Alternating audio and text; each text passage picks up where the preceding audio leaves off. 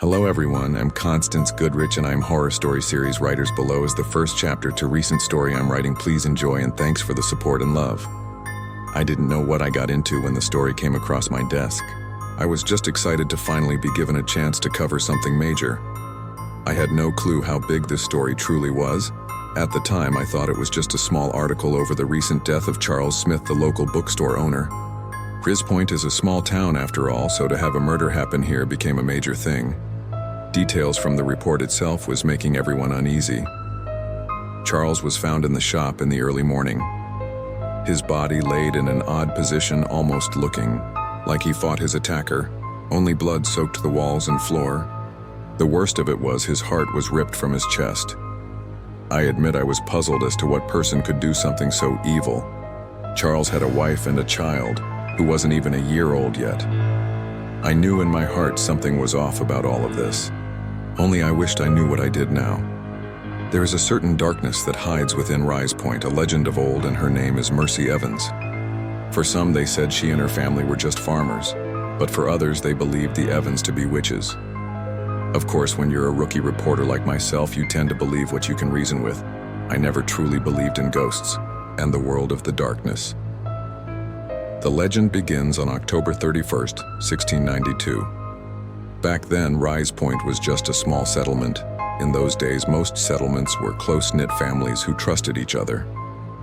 Among this small-town judge, William Von Drake, ruled with an iron fist along with his council who was always there to help make sure no one crossed the code. The villagers would fear and respect the judge and the council, only trying to stay out of their eyes' view.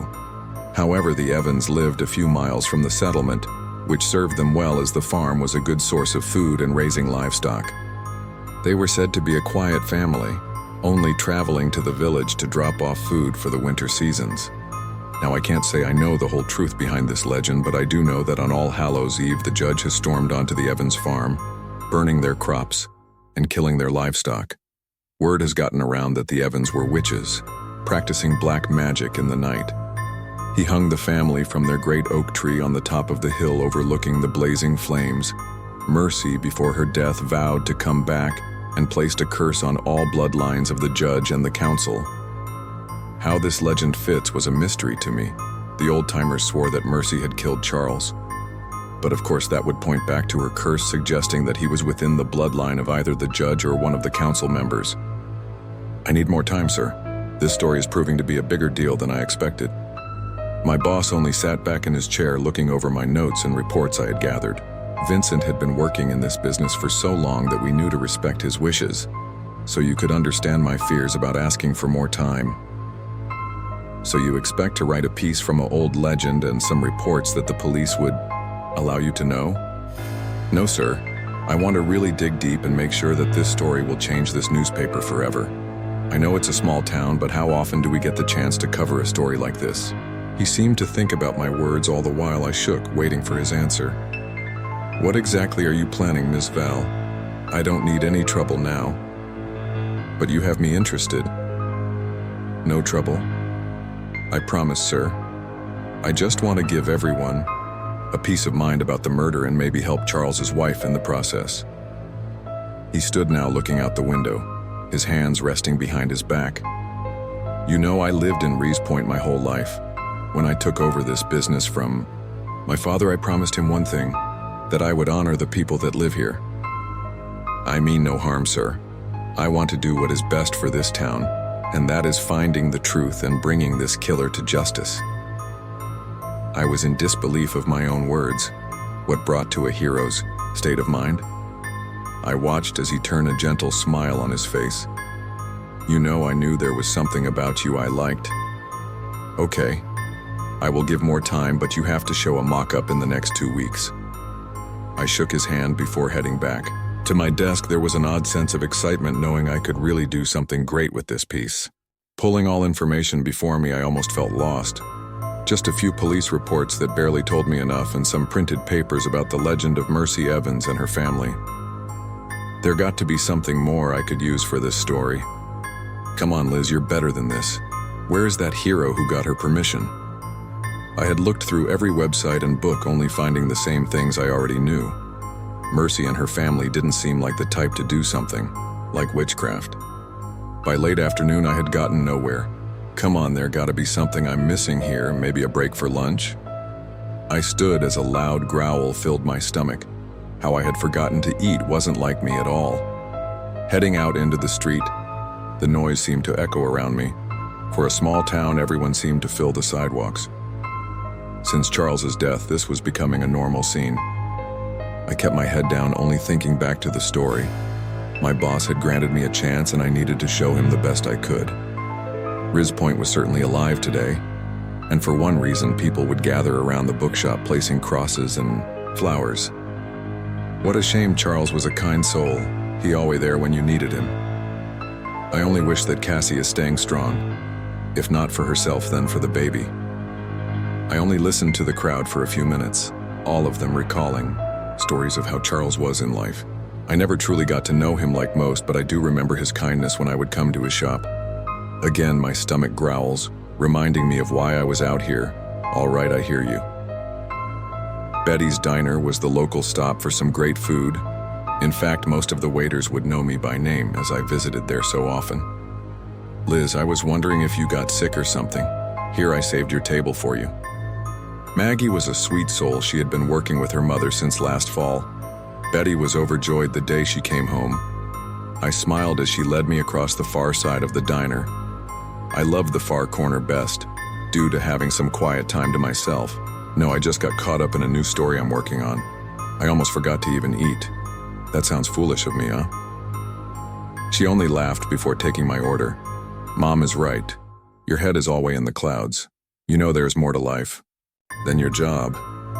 I know, but this is a major story, Maggie, one that could change my career. She only just shook her head, grabbing my shoulder. Well, I'm glad that you finally got your break. Just don't go killing yourself over this. I knew what she meant. I had done insane things over my time working at the newspaper. I had even made myself sick once, just pushing myself too hard. Okay, you got a point, but don't expect me to go easy on this one. Shame I don't have enough information on it. She only smiled, telling me to wait a minute before disappearing to the front. I sat back playing with my fork and spoon, thinking about how I was going to put an acceptable story on my boss's desk. So what are you covering this time? Let me guess. The top 5 best local shops in Rise Point? No. I have moved up from those stories. I'm covering Charles Smith's murder. She froze, almost foolish of her answer. Well, shit. Now I feel like an asshole. Maggie only seemed to look down at the floor. Don't you think that Vincent wanted to address the murder? But I don't think he meant for it to be as deep as it's getting. She seemed confused by my words as I looked around the diner, knowing maybe it wasn't best to talk about it here. Look, just come over to dinner tonight, and I will tell you all I know so far. But you gotta stay quiet about everything. I tell you. Maggie's eyes lit up as she quickly jumped out of her chair. Perfect, that sounds like a plan. See you around 6 p.m. then? I agreed as she returned to work. Maggie had a way about helping me sometimes. I spent the rest of the day back in my office. There was something odd about the report. Truly a simple document with only bare details, but something seemed to catch my eye. Charles had been reported missing by his wife after he didn't come home in the evening. The only thing they didn't write was who found him. His wife, maybe. Either way, I had to find out the full story. Still working on that story, huh? Vincent stood in my doorway, his smile only greeting me. Yeah, just looking over the report I was given. Seems like a lot of details are missing, but I kind of figured they wouldn't give a reporter the full details anyhow. Shame, 'cause I could have helped them. He only sat down across from me, looking over the report. The life of a reporter, you only trusted so much with the facts. My father always told me if you want to find out the truth, and then you must go look for it yourself. Either way, sometimes going to the source of the matter will change things. I didn't understand at first as he stood looking out my window, but the more I got to thinking, it all became clear. His wife. They talked about her in the report. I should go talk to her then. Well, now you're getting it. Just be respectful of her wishes, okay? She's been through a lot already. He didn't say another word as he waved goodnight. Heading out into the night air, I could only think about how to even start a conversation with her. All the way home, I worried about this. I know, a foolish thing to let fear make you second guess yourself, but she could possibly fill in the holes of what happened that horrible night. Preparing dinner seemed to calm my mind, knowing Maggie could help with ideas for the story itself. I have known her since we were kids. By 6, my doorbell echoed throughout the house. "Hey, Liz." She entered holding a folder under her arm. I was puzzled before she just gave me a grin. "So, detective, what did you find this time?" Following me into the kitchen, she sat down, pushing the file toward me. "Don't open it yet. I want to know what you have already written down." Not much, just the local legend of Mercy Evans and, well, a very simple police report. But it doesn't really help me at all. Picking up my notebook, she started through my notes and the report. "They are either lazy and didn't want you to know anything about the murder. I'm choosing the second, mostly due to you being a reporter, and the police aren't really trusting of anyone who wants to speak the truth." She wasn't wrong. The police had always shown distaste when one of us had come into the station. Even Vincent would get hardly anything out of them. Well, I know how to get the full story. Well, maybe. I'm planning on talking to his wife. If she would even talk to me at all. Maggie seemed to think about my words before her eyes lit up. "Wait, maybe if you tell her side of the story, I mean the police are leaving stuff out. Look at the report they gave you." "Well, that is not the full report. They seemed unsure to even share that with me." She only rolled her eyes. That was the truth about Maggie. She never trusted the police in the town. In fact, her mother shares the same feeling with her. A few years ago, her father got into a car crash, leaving them both on their own. A driver hit him head-on, leaving the scene. Police promised they would do everything to find the one who had hit him. Only after a few short weeks with nothing but the same answers, Maggie and her mother were left in the dark, knowing they would never know peace again. Either way, all I have to go off of what I see. Well, tomorrow I will go visit his wife, hoping to have a good turnout. Well, then this should help you. I kind of did some research for you. Opening the file, I notice only 3 things written on the page: a name, phone number, and address. Who is Lady Rose? Wait, this isn't who I think it is? She nodded, only excited. I knew the name. Yes, it's... Before you say anything, just hear me out. She is the best person to ask about Mercy Evans. Forget what people said about her, Liz. You wanted to find out the truth, and she can give it to you. Lady Rose was the old crazy woman. All small towns have them. But she and her daughter Lily live out in the country away from town, mainly due to how the town treated her family. I promised my boss to stay out of trouble. What do you think he would say if he knew I was talking to her? Well, what your boss doesn't know can't hurt him. Look, I will go with you even. Just give her a chance. She waited as I looked at the paper before me. I did admit I was confused about the legend. Maybe talking to Rose would clear up any lies about the Evans. Fine, but you let me do all the talking. She jumped from her chair, almost knocking her plate to the floor. Prefect, we can go talk to his wife and Lady Rose tomorrow. I'm going to grab my stuff. I looked confused as she ran out the door, returning only with a suitcase in hands. Are you staying the night? Of course, it would be easier than picking me up in the morning. I only smiled. Maggie had me wrapped around her finger. Okay, deal. Rushing up the stairs, I watched her disappear into my room before calling after me. All through the night, I couldn't sleep. My mind was too active thinking about tomorrow. First, go talk to Ms. Smith about her side of things. Only I feared she may turn me away. This little town had turned everything about the murder upside down. Police barely even doing anything but watching the crime scene. And now, whispers of Charles and his family. I could only imagine what she was going through, taking care of the baby by herself. Either way, I wanted to help her. Of course, not forgetting to talk to Lady Rose. The legend seemed to play a huge role in all of this, but how could a dead family cause this horrible thing to happen? Still awake as always? What's on your mind? I stopped seeing Maggie. Rubbing her eyes, I forgot how much of a light sleeper she was. I'm sorry, did I wake you? No, I got up for a drink and saw you out here. You still haven't answered my question? I pulled myself away from my work before getting Maggie my full attention.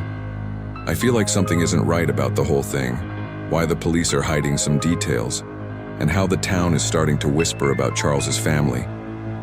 I know the basic truth of all of this, and yet I feel like what happened to Charles was, forget it. She only sat down next to me before grabbing my hand. No, you're going to tell me. I know how this will make your mind go insane, so let me have it yell and scream if you have to. I smiled. Maggie was a wonderful friend. More like a sister I had, either I knew she was right. I do tend to let my mind get weighed down with worry. I started to doubt that the legend is showing the truth of the Evans family. I mean, she was only 16, right? So how could anyone think that her and the rest of the family are something to fear? Well, you're not wrong. Do you know how many different versions of that story are told? But I'm still confused as to why this legend is so important to a murder that happened here. The legend, it states that before Mercy died, she placed a curse on the judge and the council. She would come back as a spirit and take all the bloodline that still walked the earth, so just hear me out. Charles died while he was alone in that bookstore. Maybe, just maybe, he was in the family tree of either the judge or one of the council. That is why I want to really talk to Cassie. I knew that look she gave one that meant she was unsure of my sanity. You think the spirit of Mercy Evans killed Charles? Liz, I wouldn't start the conversation like that. Look, I'm a believer in a lot of things. But ghosts coming back from the dead to get revenge? She meant well, so I couldn't get upset by her words. A little hurt, but not enough to take her seriously. Well, maybe Lady Rose will be able to clear up anything about the legend. I need to get some sleep. See you in the morning? She nodded as I headed upstairs. Hey, sleepyhead, you missed the alarm. Funny how you couldn't hear it. Slamming my fist down onto the black box, I groaned. I could hear it, just kept hitting the snooze button. Well, you're ready to go. Maggie was dressed and ready, her hair pulled back in her normal ponytail. Yep, I got up when we planned. Anyway, I will. You get ready. Come downstairs when you're ready. Hopping into the shower, I let the steam of hot rivers flow down my body. Just something about the shower seemed to calm me. Getting dressed, I pulled my hair back into a bun before hearing Maggie's voice singing to the radio in the kitchen. All right, pop star, let's go. She only stopped laughing before turning the radio off. So where to first? Well, Cassie, 'cause I need to know what the hell happened that night and she needs peace. Then we will talk to Lady Rose. The drive into town was quiet. Only the radio played. Maggie seemed to look out the window, lost in her own little world. Are you okay? You're quiet. Yeah, just was thinking maybe I should stay in the car. Cassie may not want to talk if two of us show up. I mean, I'm no reporter, but she didn't need so many people in her home. I agreed, knowing all she's been through. Okay, well, I don't know how long I may be in there, but I guess you can listen to the radio. Cassie's home was further into town. She and Charles lived only a few minutes from town square. So what are you going to do if she isn't up to talking to you at all? Well, I guess it's back to the drawing board and another visit to the police for a better report, but I'm hoping she will talk to me. We pulled up to the drive of an old-style brick home. Cassie and Charles had purchased this place a year before she found out about the baby. I was nervous. This is the first time I had ever tried to do something like this. Okay, wish me luck. See you hopefully in an hour. Maggie only smiled as I opened the car door. I felt cold sweat running down my face. Reaching up for the bell, I almost jumped as the doorbell echoed in my ears. I waited only for a few minutes before a woman in her 30s with dark red hair opened the door. Can I help you? I swallow my fear as I speak, almost forgetting to open my mouth. Hello, my name is Liz Val and I'm with the Rees. She seemed to stop me before I could finish. No, I'm sorry, please leave me alone. Wait, Miss Smith, I'm aware that you possibly have been through many visits from the police, people in the town trying to offer their help, and I'm not here to ask you to recount what you have already said many times. I want to write a piece for the paper telling your side of this. Forget what the police had said on TV or the whisper you're hearing from the town. I want to make your voice heard in all of this. She stopped, pulling the door open again, tears rolling down her face. You know, I have been talking to almost everyone since my Charles's passed, and yet I just wanted peace from it all. Liz, was it? You really want to help me and make sure that what I want to say is heard? I smiled, feeling her pain and fear. I just want to make sure you are heard. I want to know what happened through your eyes. Your words will be what they read. I promise on my life, Ms. Smith, that I will only write this story in your and Charles's honor. I understand if you don't want to do this. She opened the door, moving to the side before inviting me in. Her house was beautiful. As she led into the living room, pictures of her and Charles filled the fireplace. "What a lovely home you have, Ms. Smith." She gave a weak smile as I sat down, watching her walk into the kitchen. She looked tired and unrested. I figured between her child, Charles's passing, and just everything else, she wasn't getting much sleep. "I hope coffee is okay. It's all I have to drink right now, just busy." "So, Liz, you've been working with the paper for a long time?" "Well, I have been with them for about almost a year. This was my first big story to report on. But like I said, I don't want this to be like any other story." She seemed to take her time to think before picking up her cup. "I'm glad to hear that, Liz, because I don't know how much more of being left in the dark I can take. The police have been annoying and not very helpful. I called them 2 days ago asking if they had any leads." I shook my head. I knew what that meant. They possibly told her they were just still looking and they would call her the moment they found something. They didn't have an answer, did they? I won't lie, the report they gave them was rushed, like they were leaving out details. "So what exactly happened up to the point of your husband's death?" She almost looked shocked that I knew the answer to that call. Grabbing a pillow, she held it against her chest, almost lost for words. "Well, my husband was acting strange before all of this. We just gave birth to Thomas, so I was busy making sure he got what needed. Charles didn't want me to worry about bills or anything but the baby, so he started to work longer hours to help us afford everything. At first, I was sure it was stress that was making him act in an odd way." I was puzzled by her words. Charles was maybe just stressed about everything, or was it more than he was saying? "What do you mean, in an odd way?" She only got up, moving toward the pictures on the fireplace before picking up one and heading back to the couch. "Charles always smiles no matter how hard things get." That smile never left his face. He was showing fear and dread, like something was wrong. I asked him many times, but he just assured me that everything was okay. He would have these moments, you know, where he stared off into space, almost wide eyes and stiff, like he couldn't move. She explained that Charles was plagued by nightmares as we spent the hour talking. Strange truly, but this figure, did he ever say what it looked like? No, he couldn't see, but he did say it was like a shadow with glowing eyes covered in smoke or flames. I looked at my notes, recalling everything she had told in the hour I had been here. Only one thing seemed to bug me. "Who found? Your husband?" I hate to ask, but the police didn't say anything about it at all. She froze as her face had gone pale. I felt bad for even asking, but she only gave me that weak smile. I did. I was worried when he didn't come home, so I drove to the bookstore. I was just glad that Thomas was staying with a good friend. I closed the notebook, thanking her for allowing me to hear her side of the story. She only hugged me before stopping me again. "I don't want to sound crazy, but I fear that the killer is... Mercy. I know bullshit, right?" I only grabbed her hand and smiled again, letting her tears fall down her cheek. "That's not crazy, Cassie. It's something that I believe may be tied into all of this. I just didn't want to say anything at first." Walking back toward my car, I waved goodbye.